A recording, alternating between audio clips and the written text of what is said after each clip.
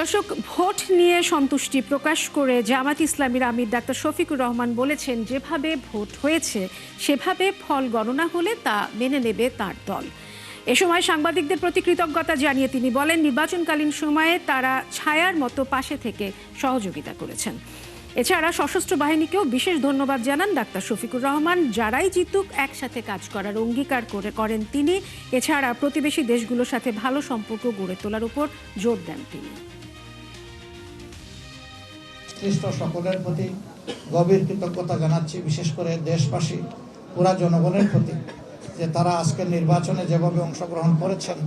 এই নির্বাচনকে সামনে রেখে অনেক শঙ্কা আতঙ্ক ছড়ানো হয়েছিল, কিন্তু সব কিছুর পরে নির্বাচনটা হয়ে গিয়েছে আলহামদুলিল্লাহ।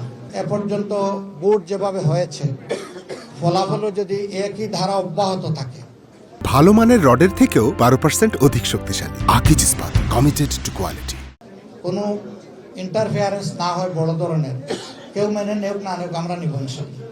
যারা নিয়ামক শক্তি হিসাবে কাজ করেছেন, তার মধ্যে সাংবাদিক মহলও কিন্তু বাইরে না, আপনারাও আছেন এখানে। আইন শৃঙ্খলা বাহিনী আছে, আমাদের সশস্ত্র বাহিনী আছে, নির্বাচন কমিশন আছে, আমাদের ইন্টারিম গভর্নমেন্ট আছে, আবার আমাদের বিদেশি বন্ধুরাও আছে। এবার যত পরিমাণ পর্যবেক্ষক বাংলাদেশে এসেছে নির্বাচনে, অতীতের কোনো নির্বাচনে এত পরিমাণ পর্যবেক্ষক তারা আসেন নাই।